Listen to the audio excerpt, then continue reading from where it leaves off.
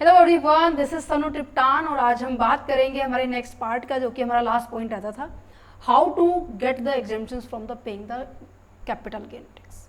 जब भी अभी तक हमने क्या कैलकुलेट किया है कि टैक्स को कैसे देते हैं, टैक्स को कैसे कैलकुलेट करेंगे, इन सभी टॉपिक्स के बारे में डिस्कस किया था हमने। एक एक पॉइंट जो कि आपके एग्जाम के अंदर ये छोटे छोटे पॉइंट्स बन के आ रहे हैं ना, उन सब के बारे में हमने बहुत ज़्यादा इन डेप्थ में डिस्कस किया था। न्यू बजट के अकॉर्डिंग भी डिस्कस किया, आफ्टर द बजट अनाउंस, और लास्ट बजट के बारे में भी डिस्कस किया था, कैसे कैसे हमारी रेट थी। हमने हर पॉइंट को वन बाय वन डिस्कस किया था। उम्मीद करेंगे आपने लास्ट लेक्चर देख लिया होगा। अब हम बात करेंगे एग्जाम्शंस के रिगार्डिंग कि एग्जाम्शंस कैसे दी जाती है और कहाँ ये माइनस होती है। देखो, ये पॉइंट किया था, थोड़ा सा इसको क्लियर कर देती हूँ मैं, जिससे आपको और अच्छे से समझ में आ जाए। ये कंसेप्ट हमने डिस्कस किया था, कैसे हम टैक्स को कैलकुलेट करते हैं, कैसे हम इन चीज़ों को कंसीडर करते हैं कि हाँ लॉन्ग टर्म है, शॉर्ट टर्म है, कैसे क्या कुछ होता है, ये सभी चीज़ें आपको समझ में आ गई। फिर भी थोड़ा सा रिकैप कर लेते हैं हमारे लास्ट लेक्चर को। क्या कहता है, सुनो। सबसे पहले हम क्या करते थे, फुल वैल्यू ऑफ कंसिडरेशन करते थे। मीन्स कि जो सेल हुआ है, जो भी आपने एसेट्स को सेल किया है, कैपिटल एसेट्स को सेल किया है, उससे मिलने वाली अमाउंट आप यहाँ लिखते थे। हाँ जी, लिख दिया। अगर आपका कुछ खर्चा हुआ है ट्रांजेक्शन के करते वक्त, वो खर्चा आप यहाँ से माइनस कर देंगे। हाँ जी, कर देंगे। फिर उसके बाद क्या आ जाएगा, आपका नेट कंसिडरेशन आ जाएगा। मीन्स कि वो अमाउंट आ जाएगा जो कि आपकी फाइनली आपको एज अ रिवेन्यू मैं कहूँ कि मेरा बच गया। उसमें से वो खर्चा माइनस करेंगे कि उस पर्टिकुलर एसेट्स को जब खरीदा था, मेरे को जो खर्चा हुआ है वो माइनस करेंगे। मीन्स की कॉस्ट ऑफ एक्विजिशन, खरीदने की लागत, और कॉस्ट ऑफ इंप्रूवमेंट, मीन्स की उसको ज़्यादा उसके अंदर एड ऑन कुछ किया है। मान लीजिए कोई खाली प्लाट था, आपने उसके ऊपर बिल्डिंग कर दिया या फिर घर बना दिया, रेंट पे चढ़ा दिया, कुछ भी आगे किया है, उसका खर्चा है वो भी आपको क्या है यहाँ पे आएगा। देन उसके बाद ये अमाउंट आ जाती थी बिफोर एग्जाम्पशंस। मैंने समझाया तब एग्जाम्पशंस किस में पढ़ेंगे, सेक्शन 54 में, जो कि आज का मेन मोटिव है, आज का मेन मुद्दा है आज इस वीडियो का, है ना। तो इसी तरह से लॉन्ग टर्म में भी, शॉर्ट टर्म में भी, लॉन्ग टर्म में हम क्या कर देते, बस इंडेक्स कैलकुलेट कर देते। रीजन मैंने आपको बता दिया था। अब सेक्शन 54 बताते हैं। पता है क्या, क्यों आया सेक्शन 54? सरकार ये कह रही है, कहते हैं कि मान लीजिए कोई एसेट्स है, मान लीजिए आपने कोई एसेट्स 50 लाख की आपने बेच दी है, ठीक है, आपने सेल कर दी है, तो फुल वैल्यू ऑफ कंसिडरेशन कितना हो गया, 50 लाख हो गया। उसके बाद मैंने कहा कोई खर्चा है तुम्हारा, मैंने कहा, उसने कहा नहीं खर्चा कुछ नहीं था, तो नेट कंसिडरेशन कितना आ गया, मेरे पास आ गया वही वापस 50 लाख रुपए। ठीक है, तो नेट कंसिडरेशन 50 लाख आ गया। मैंने कहा कि कॉस्ट ऑफ एक्विजिशन कितनी है, उसने कहा मेरी जो कॉस्ट ऑफ एक्विजिशन है, इंडेक्स कॉस्ट ऑफ एक्विजिशन है, क्योंकि लैंड खरीदी तो ऑब्वियस ही बात है मैं काफ़ी सालों बाद दूंगी। तो मैंने कहा कि मैंने खरीदी थी 20 लाख में, कहते बेच 50 में दी है, तो मींस की जो ये आया है ये लॉन्ग टर्म कैपिटल गेन तो आया, पर बिफोर एग्जम्पशन आया कितना, 30 लाख रुपए। एसएससी कहता है कि ठीक है मेरे को ये गेन हुआ, मुझे कुछ अब इतने ज्यादा अमाउंट पे मैं टैक्स दूंगा तो ऑब्वियस ही बात है वो भी लाखों में बनेगी। एसएससी कहता है इसका फायदा क्या हुआ भाई मेरे इन्वेस्टमेंट करने का, तो कहीं ना कहीं वो डीमोटिवेट हो जाएगा। सरकार कहती है कि बेटा डीमोटिवेट मत हो, मींस की एसएससी डीमोटिवेट मत हो, मैं तुम्हारे लिए कुछ एक सोल्यूशन लेके आता हूँ। कहता क्या, ये अमाउंट तुम्हें मिला है, कहते हाँ मिला है, इस अमाउंट को कहीं पे इन्वेस्ट कर दे। कहता कहाँ इन्वेस्ट करूँ, ऐसी जगह इन्वेस्ट कर कि तुझे डिडक्शन मींस की तुझे एग्जम्पशन मिल जाए। कहते जहां तुम कहोगे मुझे बता दो, मुझे एग्जम्पशन लेने से मतलब है, मींस की मुझे अपना टैक्स को नील करने से मतलब है या फिर कम करने से मतलब है। क्योंकि मैंने आपको बताया था जितने भी एसएससी होते हैं वो क्या चाहते हैं, मींस की टैक्स पेयर जो होंगे वो जितने कम से कम टैक्स देना चाहेंगे, और जो असेसिंग ऑफिसर होगा वो ज्यादा से ज्यादा टैक्स लेना चाहेगा। तो गवर्नमेंट कहती है अपने उस पैसे को और ज्यादा मोबिलाइज करने के लिए, उस पैसे को और ज्यादा यूज करने के लिए गवर्नमेंट कहती है कि तुम इस पैसे को क्या करो, कहीं पे इन्वेस्ट कर दो। कहता कहाँ इन्वेस्ट करो, तुमने घर बेचा, कहते हाँ, तुम घर के बदले घर भी ले लो तब भी तुम्हें कोई छूट मिल जाएगी, तुम घर के बदले कोई और शेयर्स में, बॉन्ड में, कहीं और पे इन्वेस्ट कर दो, तुम्हें तब भी छूट दे दी जाएगी। या फिर मैं कहूँ कि तुमने कोई ऐसी अदर लॉन्ग टर्म एसेट्स थी, तुमने वो बेचकर या फिर कोई लैंड खरीद लो, मीन्स कि कोई ना कहीं ये अमाउंट क्या कर दो, आप इन्वेस्ट कर दो। कहते अच्छा तो अजम्पशन मिल जाएगी, कहते हाँ मिलेगी। कहते ठीक है मैं घर के बदले घर ले रहा हूँ। उसने कहा ठीक है घर के बदले घर ले आओ। उसने वो गया उसने उसके एक 50 लाख की जो इनकम थी ना यहाँ पे जनरेट, उसने ये जो सेल की थी। अब ये जो घर नया खरीद लिया, इस 50 लाख के बदले में उसने कहा कि मैंने तो घर भाई 70 लाख का खरीद लिया। कहते वाह जी वाह, 70 लाख का घर खरीदा, मीन्स कि 30 लाख रुपए तुम्हारे पास बचे थे, तुमने 70 का खरीद लिया। कहते हाँ, तो तुम्हारी मैक्सिमम एग्जम्पशन कितनी मिलेगी? क्या 70 मिलेगी, 30 मिलेगी? 30 मिलेगी। ध्यान रखना, लोअर वैल्यू सबसे ज्यादा एग्जम्पशन में मिलेगी, मीन्स कि जितना आपके पास गेन है ना, उससे कभी भी ज्यादा एग्जम्पशन नहीं मिलेगी। ये बात ध्यान से सुनना, दोबारा से रिपीट कर रही हूँ, जितना आपको गेन हुआ है उससे ज्यादा कभी भी एग्जम्पशन नहीं मिलती। अब मैंने कहा कि मेरा तो खर्चा 70 का होगा, कहते कोई दिक्कत नहीं है, 30 लाख का तो एग्जम्पशन लो, टैक्स की रेशियो 0 हो जाएगी, कुछ नहीं देना। कहता वाह जी वाह, मजा आ गया। जैसे उसने मान लीजिए ये 1/10/2022 में बेचा था और 1 नवंबर 2022 में नया घर ले लिया उसने, ठीक है। उसने देखा कि मुझे तो फायदा हुआ, टैक्स भी नहीं देना पड़ा, नया घर भी ले लिया, फायदा ही फायदा। फिर क्या हुआ, उसने 31 मार्च 2022 को ये जो घर खरीदा था ना, उसने फिर बेच दिया। उसने बेच दिया भाई 85 लाख में। कहता है अब बेच दिया, कंसिडरेशन हो जाएगा, मेरा जो अमाउंट आएगा वो फिर लेस हो जाएगा। ये इस बात को सोच रहा था मिस्टर एक्स, जो भी है एसएससी। बट गवर्नमेंट कहती है रुक भाई, ये ऐसे काम नहीं चलेगा, तू बेचेगा, हम तो मतलब पागल हैं, हम तो पागल है जो तुमसे टैक्स लेंगे ही नहीं। कहते रुको, कंडीशंस याद करनी पड़ेगी अब तुम्हें। क्या कंडीशन को ध्यान में रखना होगा कि कितने टाइम तक तुम्हारे पास ये रहनी चाहिए, इतने टाइम तक आप बेच नहीं सकते। अगर बेचा नुकसान तुम्हें होगा। क्या नुकसान होगा? तो कहते मैंने तो बेच दिया, पहले बताना था। कहते पहले तुमने पूछा था, कहते तुमने बताया था। ऐसे ही उनकी बहस हुई। और कहते अब मैं तुम्हारे लिए, अब एसएससी ने बताया गवर्नमेंट को ये लूप होल था, तो उन्होंने कंडीशन लगा दी कि अगर 3 साल से पहले आपने घर बेच दिया तो जितनी एग्जम्पशंस आपको दी थी ना, उस सारी के ऊपर आपको दोबारा से टैक्स देना पड़ेगा। कहने का मतलब ये है, अब इस टाइम तो इसके लिए ये सेल वैल्यू हो गई है, फिक्स वैल्यू ऑफ कंपनसेशन हो गई है। कॉस्ट ऑफ एक्विजिशन इसके पॉइंट ऑफ व्यू से कितनी है? 70 लाख है। ये सोच रहा था कि इसमें से ये माइनस कर दूं, ठीक है, और मेरे को तो केवल 15 लाख के ऊपर टैक्स देना पड़ेगा। सोच रहा था, ये सोच रहा था। गवर्नमेंट कहती बताऊं तुझे मैं, रुक जा तू। उसने कहा, गवर्नमेंट ने कहा कि जो 85 लाख है, ठीक है, और जो आपका 70 लाख आप माइनस करने आ रहे थे, 70 लाख माइनस करने की बजाय ना तुम्हें पहले ना 30 लाख इसमें से माइनस करने पड़ेंगे। इनडायरेक्टली कहीं ना कहीं आपको केवल कॉस्ट कितनी माइनस करने को मिलेगी? 40 lakh. That means only 45 lakh के ऊपर आपको यहाँ पे जाके टैक्स देना पड़ेगा। मैं आपको इनडायरेक्टली यहाँ पे बताऊं तो यहाँ पे नजर आ रहा है, यहाँ पे देखो कितना बना था, 15 लाख। अगर मैं इसमें डायरेक्ट 30 लाख भी ऐड कर दूं तब भी मेरा 45 लाख बनेगा। तो कहीं ना कहीं इनडायरेक्टली गवर्नमेंट ने कहा कि अगर तुमने 3 साल से पहले घर बेच दिया तो क्या होगा, तुम्हारा जो पीछे जो तुमने एग्जम्पशन ली थी वो दोबारा से क्या होगी? टैक्सेबल होगी। ये एग्जम्पशंस में इसी तरीके से रूल अप्लाई होंगे, ठीक है। ये एग्जाम्पल समझ में आया? समझ में आया मैं क्या कहना चाह रही हूँ, मेरी भावना क्या है इस एग्जाम के पॉइंट ऑफ व्यू से, और इस जो गवर्नमेंट है उसकी भावना क्या है। ये कहते हैं ठीक है बेच दो, घर बेचने के बाद दोबारा से खरीदना, उसकी भी लिमिट आपको दे दी अब, ठीक है। अब बताती हूँ क्या क्या चीज आपको याद करनी होगी एग्जाम्पशंस में, कि क्या चीज बेची है उसके ऊपर देखना है, क्या चीज सेल की है उसके ऊपर देखना है, क्या चीज परचेज करनी है वो देखनी है, ठीक है, कितने टाइम ड्यूरेशन के अंदर अंदर ये खरीदनी है वो भी देखनी है। अच्छा, कितने टाइम ड्यूरेशन तक आप इसको बेच नहीं सकते वो भी देखनी है, ठीक है। अगर बेच दिया तो काम ही हो जाएगा। समझ में आया? तो ये 3 से 4 बातों का ध्यान रखना है। एग्जाम्पशंस बहुत आसान है, थोड़ा सा मैं कहूंगी कि आपका स्टैटिक पोर्शन आपको याद करना पड़ेगा, बट जितनी कोशिश हो चुकी मैं आपको समझाने और ट्रिक्स के साथ करवाने की कोशिश करूंगी, ठीक है। सरकार ने आपको बता दिया कि ये देख, ये जो टैक्स बन रहा था ना इसको गिरा दे, बट कहीं ना कहीं आपको ये पैसा इन्वेस्ट करना पड़ेगा। इन्वेस्ट करना है, कहाँ करना है ये देखते हैं। इन्वेस्टमेंट करने, एग्जाम्पशंस लेने के लिए आपको सेक्शन 54 पढ़ना पड़ेगा। सेक्शन 54 में आपके 9 सेक्शंस हैं। 9 सेक्शंस को 1 बाय 1 डिस्कस करेंगे, बहुत आसान है सेक्शन है।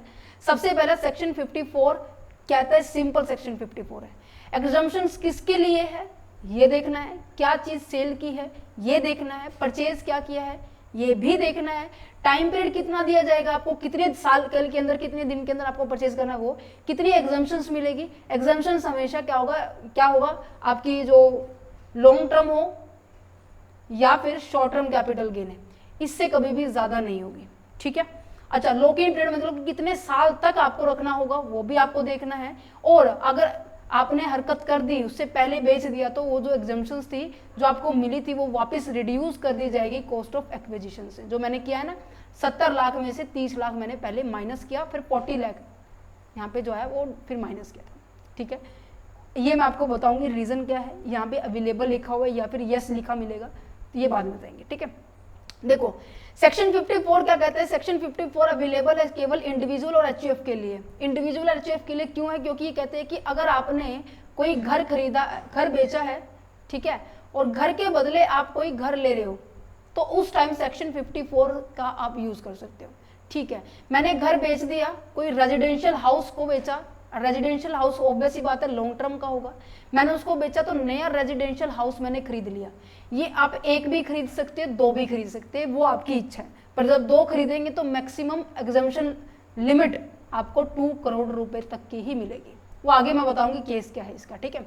अच्छा, मैंने रेजिडेंशियल हाउस बेचा था, रेजिडेंशियल हाउस खरीद लिया, उसके बदले में आपको एग्जम्पशन मिलेगी सेक्शन 54 में। अच्छा, कितने साल के अंदर अंदर खरीदना होगा ये समझो, कितने साल के अंदर अंदर खरीदना है। मैंने कहा कि मैंने ये डेट डिसाइड की कि मैं 1/10/2022 को मेरा घर को क्या करूंगा, सेल करूंगा, रेजिडेंशियल हाउस को क्या करने वाला हूँ, सेल करने वाला हूँ। गवर्नमेंट कहती है ठीक है, या तो तू 1 साल पहले, 1 ईयर पहले, या फिर 2 साल बाद अगर आप नया घर परचेज करना चाहते हो, ध्यान से सुनना, परचेज लिखा हुआ है, ठीक है, परचेज करना चाहते हो तो उस डेट से या तो 1 साल पहले या फिर 1 साल बाद, 2 साल बाद आपको टाइम दिया जाता है। आप इन दोनों में से कभी भी किसी भी टाइम से, मतलब 2 साल से पहले पहले आपको ये घर यहाँ पे खरीदना होगा। अगर नहीं खरीदा, इस पूरी अमाउंट के ऊपर क्या लग जाएगा, टैक्स लग जाएगा। कहते हैं अच्छा, अगर मैंने कहा कि मेरे को तो खरीदना नहीं, मुझे बनाना है सर, कहते कोई बात नहीं, कंस्ट्रक्शन का भी मैं तुम्हें देता हूँ, कंस्ट्रक्शन करनी है, तो कहती है कंस्ट्रक्शन में थोड़ा सा और टाइम लग जाएगा। कहते हैं हाँ जी लगेगा, बिल्कुल लगेगा, हमारे यहाँ तो लगेगा ही। तो कहते हैं ठीक है, तो तुम्हें यहाँ की बजाय ना तुम्हें 3 साल देता हूँ कि 3 साल के अंदर अंदर कंस्ट्रक्शन कंप्लीट कर लो, अदरवाइज तुम्हारे ऊपर टैक्स लगाऊंगा। कहते हैं अच्छा, तो समझ में आया क्या कह रहा है। परचेज के केस में विद इन 1 ईयर बिफोर और विद इन 2 ईयर आफ्टर का केस है, फ्रॉम द ट्रांसफर डेट। समझ में आ रहा है, समझ में आ रहा है। Within 3 year from the transfer date, ये कंस्ट्रक्शन के टाइम में। समझ में आया कि जितना ज्यादा जो भी टाइम लगेगा उतना टाइम आपको दे दिया। लोअर लिमिट आपकी बता देगी, जितना अमाउंट आपने इन्वेस्ट किया, मैंने इन्वेस्ट किया था 70 लाख रुपए इन्वेस्ट कर दिए, कैपिटल गेन हुआ था 30 लाख, जो भी लोअर होगा 30 लाख रुपए मेरा हो जाएगा।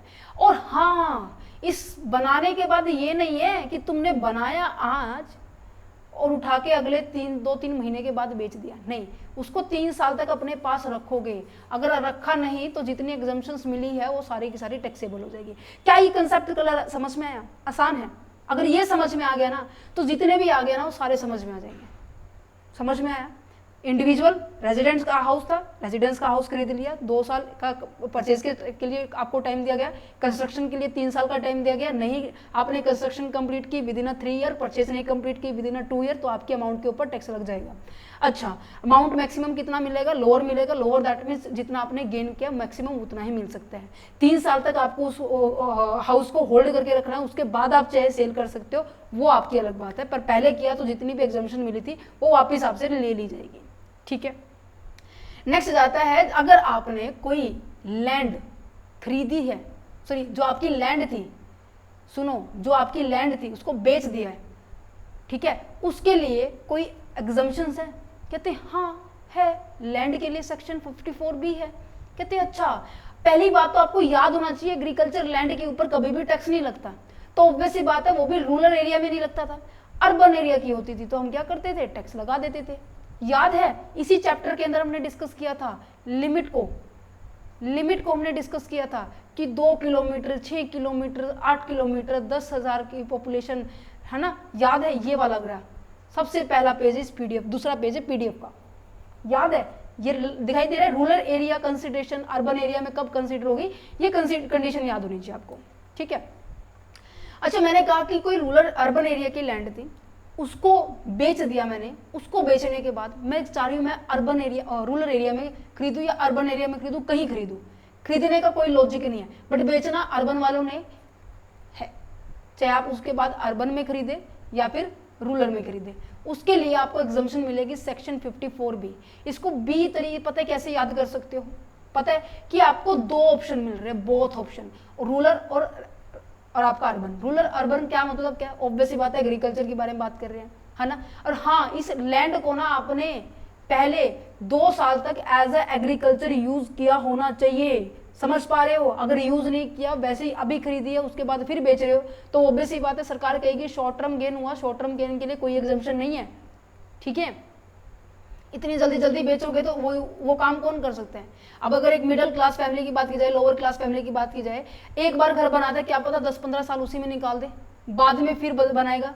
अगर ये है कि आज बना रहा है, 2 महीने बाद फिर उसको बेच रहा है, तीसरे महीने फिर कोई नया ले रहा है, फिर चौथे महीने फिर उसको बेच दिया, ये तो भाई वो करेगा जिसके पास पैसे ही पैसे, है ना। तो सरकार ने इसलिए कंडीशन लगाई है कि 2 साल 3 साल 2 साल 3 साल, ठीक है।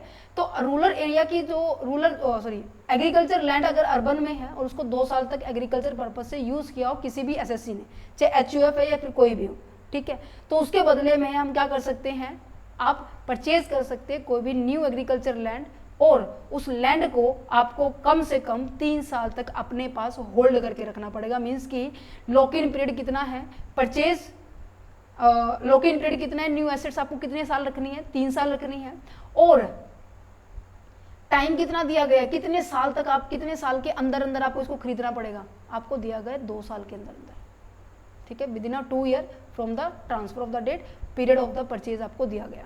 क्वांटम वही दी गई है, मैक्सिमम लोअर अमाउंट, ठीक है। अगर वो अमाउंट, अगर आपने क्या किया 3 साल से पहले, मान लीजिए 3 साल यहाँ खत्म होते, आपने यहीं बेच दिया, तो जितनी एग्जम्पशंस मिली थी वो सारी की सारी क्या हो जाएगी, फॉरफिट हो जाएगी, दोबारा से उसके ऊपर टैक्सेबल होगा, ठीक है। समझ में आ गया। Section 54B both that means rural urban, rural urban किसकी बात की जा रही है, एग्रीकल्चर की बात की जा रही है। अच्छा, अब आ जाते हैं सेक्शन 54D के बारे में। सबसे पहले सिंपल 54 पढ़ा, 54B पढ़ा हमने अभी, 54D भी पढ़ लेते हैं।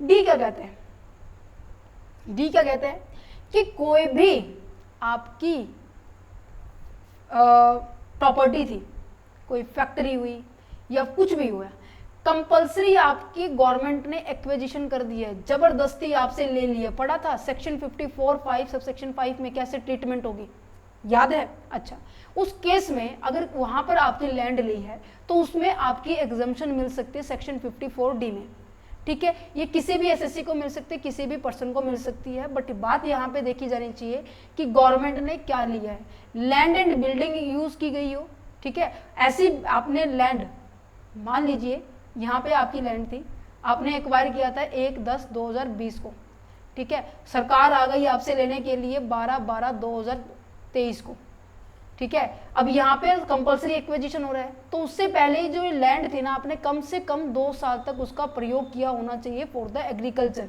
For the business, for the businesses, क्योंकि बिजनेस की बात की जा रही है ना, बिजनेस के लिए आपने क्या किया है वो यूज की होनी चाहिए, ठीक है। अच्छा, मैंने कहा कि ठीक है, ये तो कंडीशन मैंने फुलफिल की, मैंने बिजनेस के लिए यूज की हुई थी।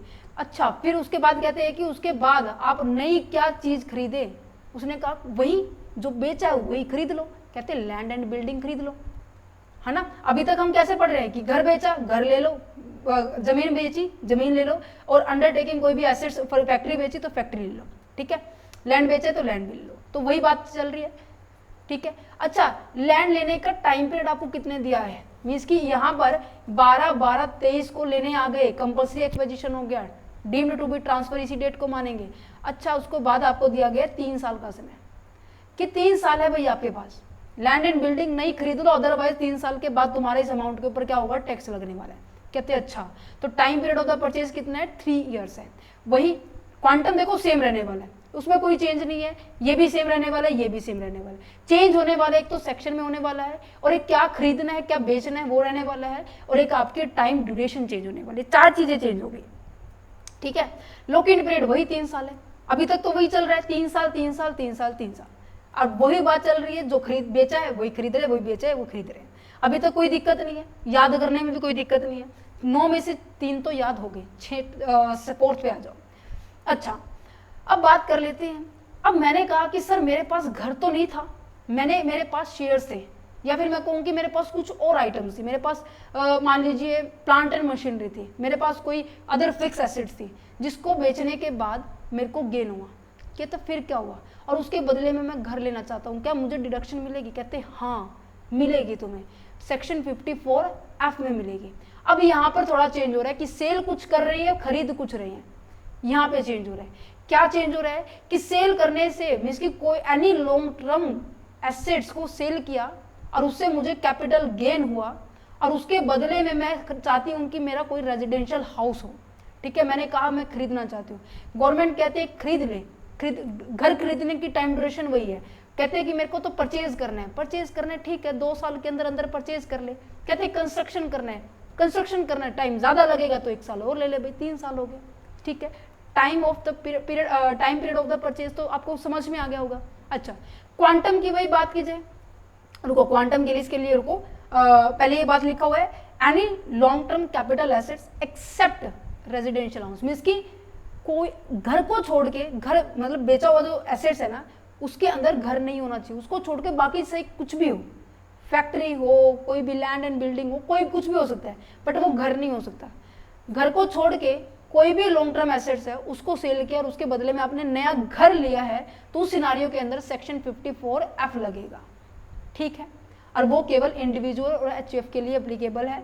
और यहाँ पे क्वांटम ऑफ द एग्जम्पशन क्या होगी, क्वांटम ऑफ एग्जम्पशन क्या है कि जितना कैपिटल गेन हुआ है वो, ठीक है, अमाउंट इन्वेस्टेड हुई है, ये डिवाइड करेंगे इसको नेट कंसिडरेशन से।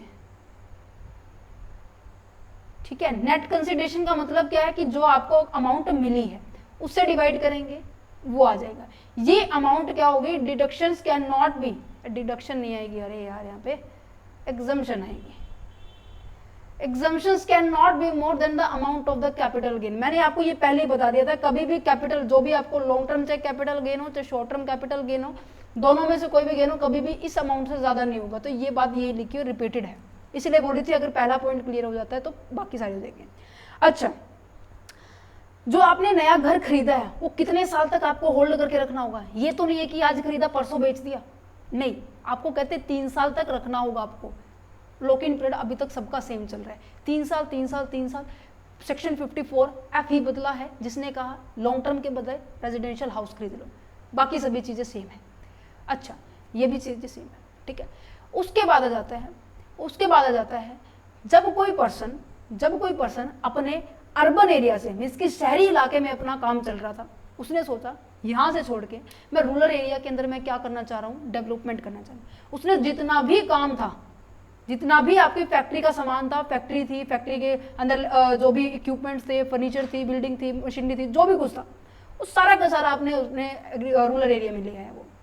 तो इस केस में गवर्नमेंट कहती है वाह कितना अच्छा काम किया है, घर घर तुमने क्या दे दिए, नौकरी दे दी है। रूरल एरिया में आएगा तो ऑब्वियस ही बात है वहाँ के लोगों को नौकरी मिलेगी। तो आप उस पर्टिकुलर फील्ड में पहुंच गए, घर में पहुंच गए, जिसके अंदर हर एक पर्सन को क्या मिलने वाली, नौकरी मिलने वाली है। तो गवर्नमेंट कहते हैं सेक्शन 54 ही दे देते, जी से घर। ठीक है, तो यहाँ पे ये जैसे मेरे को याद है, मैं आपको भी बता रहा हूँ, अगर आप अपना अलग ट्रिक्स अप्लाई करना चाहते हो तो अप्लाई कर सकते हो। तो यहाँ पे कहते हैं ये एग्जाम्पशन सभी के लिए एप्लीकेबल है। ये एप्लीकेबल कब है, जब कोई पर्सन शिफ्ट कर रहा है अर्बन एरिया से नॉन अर्बन एरिया से, मीन्स की रूरल एरिया में चला जा रहा है। ठीक है, तो उसने सेल की होगी कोई भी, सभी मतलब जितनी भी एसेट्स थी उसके पास सारी सेल कर दी होगी, बिल्डिंग हो गया, प्लांट हो गया, मशीनरी हो गया, ठीक है, या फिर कोई अदर इक्विपमेंट्स हो गया, और वो इक्विपमेंट्स उसने यूज किए होने चाहिए 2 साल कम से कम अपने बिजनेस को चलाने में, और उसको सेल करने के बाद वही सेम एज इट इज जो बेचा है वो खरीद लो भाई, न्यू लैंड, बिल्डिंग और मशीनरी खरीद लो। ठीक है, खरीदने का टाइम पीरियड इसमें थोड़ा सा कम है, क्या है, विद इन 1 ईयर बिफोर और 3 ईयर आफ्टर।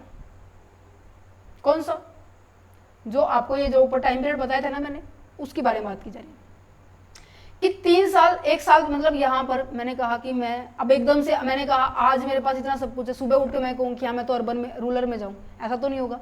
सोचने विचारधारा ऐसी थोड़ी सी आ जाएगी। मैंने कहा कि मैं अब दिवाली पर 31 अक्टूबर को मेरा बिजनेस रूरल में लेके जाऊंगी, तो या तो मैं इससे 1 साल पहले ही अपना सारा सामान खरीद लूँ, या फिर उसके 3 साल के बाद मुझे टाइम पीरियड दिया जाएगा कि वो खरीद लो, अदरवाइज इससे बेचने से जो भी आपकी इनकम हुई आपको टैक्सेबल हो जाएगी। ठीक है, ठीक है, यहाँ पर क्या चेंज आया, चेंज ये आया कि अब देखो रूरल अर्बन से रूरल की ओर जाएगा, रूरल की ओर जाएगा, तो ऑब्वियस ही बात है आने जाने का खर्चा होगा या नहीं होगा, शिफ्टिंग खर्चा होगा नहीं होगा, कॉस्ट को ये जो ट्रांसपोर्टेशन का खर्चा होगा नहीं होगा, तो यहाँ पे ट्रांसपोर्टेशन खर्चे जो कॉस्ट ऑफ शिफ्टिंग है उसकी भी आपको छूट दी जाएगी। समझ पा रहे हैं, समझ पा रहे हैं। चलो लॉकिंग पीरियड वही 3 ईयर्स है, आपको समझ में आया। सेक्शन 54 किसके लिए था, रिवाइज करो जल्दी से मेरे साथ साथ। सेक्शन 54 किसके लिए था, सेक्शन 54 जी आपके लिए, सेक्शन 54 किसके लिए था, घर बेचा, घर को ही खरीदना है आपने, घर 2 साल परचेज के लिए, 3 साल कंस्ट्रक्शन के लिए था। ठीक है, लॉक इन पीरियड कितना है कि आगे 3 साल तक आपको अपने पास रखना है। ठीक है, अच्छा सेक्शन 54B किसके लिए था कि कोई अर्बन लैंड थी, ठीक है, और उसके बदले में आप अर्बन भी खरीद सकते हो, रूरल भी खरीद सकते हो, सेक्शन 54B में डिफाइन किया गया था। और वही बात सेम टाइम ड्यूरेशंस क्या की थी, आपको लैंड है वो क्या है, आपको 3 साल तक क्या है अपने पास रखनी थी। ठीक है, रिवीजन साथ साथ इसलिए करें क्योंकि थोड़ा सा याद करने में मुश्किल हो सकता है आप सभी के लिए, है ना।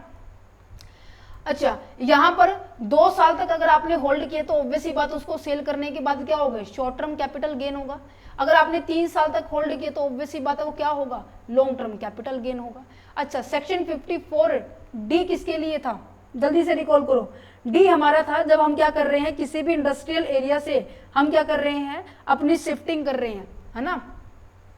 सेक्शन 54D किसके लिए था, सॉरी कंपल्सरी एक्विजिशन था, मैं ही भूल गई है, चलो कोई बात नहीं। कंपल्सरी एक्विजिशन था कि गवर्नमेंट ने आपसे कंपल्सरी एक्वायर कर लिया है घर, ठीक है, कंपल्सरी एक्विजिशन था। इसको ऐसे याद कर सकते हो, सी से कंपल्सरी, उससे बाद में आ जाता है डी, सेक्शन डी अप्लाई हो रहा है। ठीक है, कंपल्सरी एक्विजिशन किया तो ऑब्वियस ही बात है नया सिस्टम खरीदने के बाद उसके बाद भी आपको 3 साल होल्डिंग पीरियड आपको मोस्ट ऑफ सेम चल रहा है ना, चल रहा है नहीं चल रहा है। अच्छा, जो एक्विजिशन किया है उसको खरीदने का टाइम पीरियड आपको कितने साल का दिया है, वो भी 3 साल का दिया है, 3 ईयर का टाइम पीरियड दिया है नई खरीदने का, और उसको होल्ड करने का भी 3 ईयर्स है, और इस प्रॉपर्टी को आपने 2 ईयर्स तक कम से कम आपने इसको यूज किया होना चाहिए, यस या नो। सेक्शन 54 किसके लिए था, सेक्शन 54 था हमारा जब एलटीसी, कोई भी एलटीसी था, कोई भी एलटीसी को बेचने से आपको गेन हुआ और उस गेन से आप कोई रेजिडेंशियल हाउस खरीदना चाह रहे हैं, कहते ठीक है, रेजिडेंशियल हाउस खरीदने का टाइम पीरियड वही परचेज के लिए 2 साल, कंस्ट्रक्शन के लिए 3 साल, और उसके आगे लिए आपको 3 साल तक उसको होल्ड करके रखना होगा, यस या नो। नेक्स्ट उसके बाद हमने पढ़ा कि कोई भी पर्सन, जब आप क्या कर रहे हैं, सेक्शन 54 क्या है ये जी, घर क्या दिया आपने, नौकरी दी है, तो आपने क्या किया,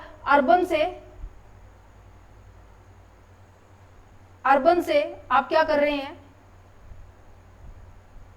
रूरल के अंदर आ रहे हैं, तो उस दौरान आपको बोला गया है कि जो भी संपत्ति आप लैंड एंड बिल्डिंग बेचोगे उसका यूज पहली बात तो 2 साल तक आपने किया होना चाहिए, और उसको खरीदने का टाइम आपको 3 साल दिया, और आगे 3 साल तक आपको स्टे पर रखना होगा।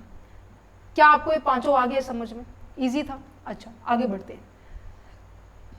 अब बात जाती है कि any residential undertaking, industrial undertaking जो कि आपकी शिफ्टिंग अर्बन एरिया में थी, ठीक है, ये आपका अर्बन एरिया में था, आप ये कह रहे हैं कि मुझे रूरल के अंदर नहीं जा रहा है, मुझे जाना है स्पेशल इकोनॉमिक जोन में। स्पेशल इकोनॉमिक जोन क्या होता है, जो स्पेशली डेवलपमेंट के लिए स्पेशली काम की जा रही है, वहां का फैक्टर के बारे में बात की जा रही है, ठीक है।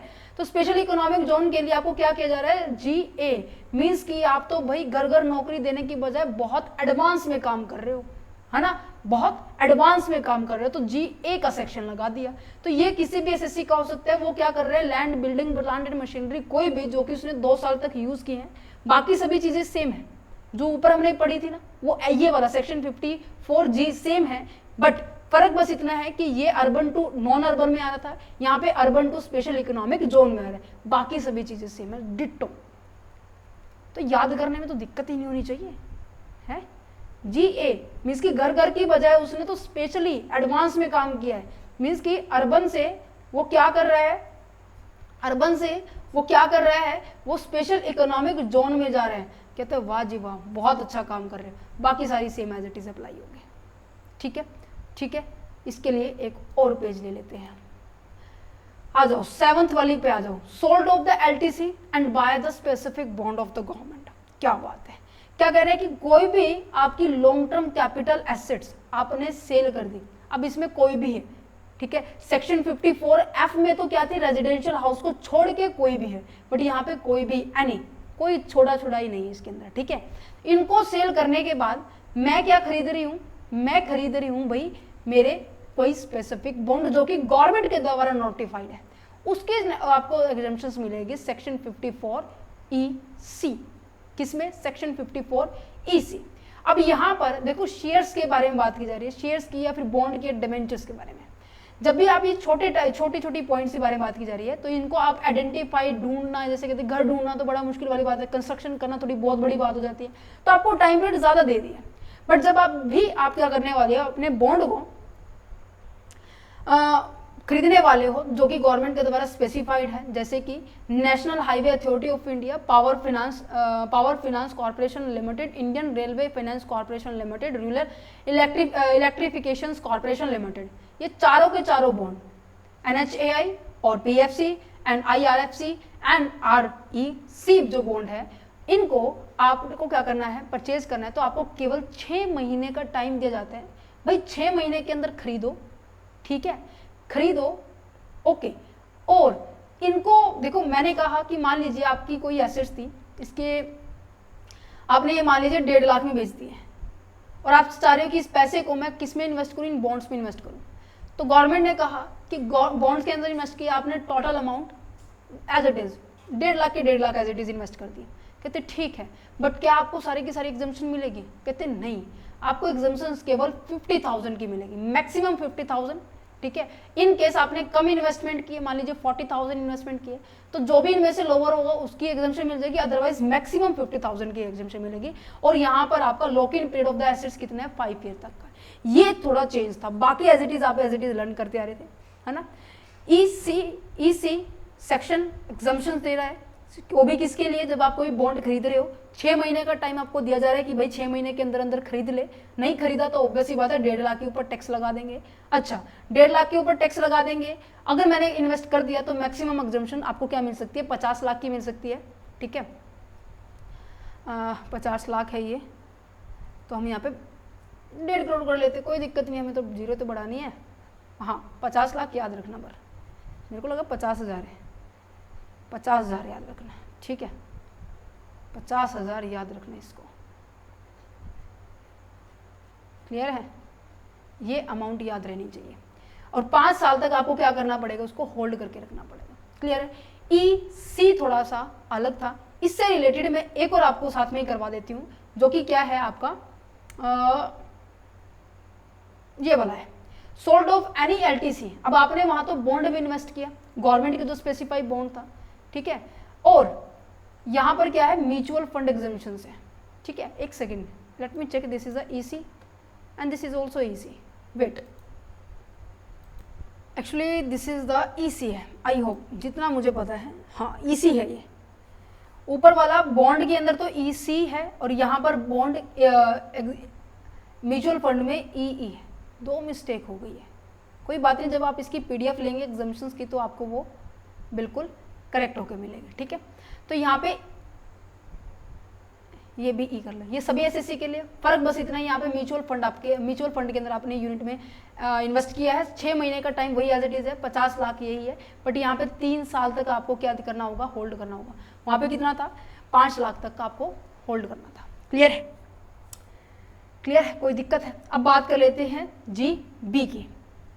GB का मतलब क्या है, कोई भी आपने रेजिडेंशियल हाउस प्लॉट या फिर कोई भी आपने सेल कर रहा है, ठीक है, उसके बदले में कोई भी आप एलिजिबल कंपनी के क्या कर रहे हैं, शेयर्स को परचेज कर रहे हैं। एलिजिबल कंपनी का मतलब क्या होता है कि जिस दिन आपने शेयर अपने प्लॉट को, घर को, प्लॉट जो भी बेचा है आपने, उसको सेल किया, उसी टाइम एक नई प्राइवेट कंपनी आई, नई प्राइवेट कंपनी ने अपने शेयर को लॉन्च किया है और उस लॉन्च किए हुए शेयर को आपने क्या कर लिया, सब्सक्राइब कर लिया है, तो उसे बोलते हैं एक एलिजिबल कंपनी। ऐसी कंपनी जो कि शेयर इशू करने के कैपेबल है, वो प्राइवेट कंपनी के बारे में बात की जा रही है। अगर आप अपने रेजिडेंशियल हाउस प्लॉट को लॉन्ग टर्म का वो भी, ठीक है, उसको सेल करके इस शेयर को खरीद रहे हो, तो आपको दिया जाता है कि हाँ आप इसको खरीदो, बट खरीदने का टाइम क्या है, due date of the ITR। ITR का मतलब क्या होता है, इनकम टैक्स रिटर्न को फाइल करना।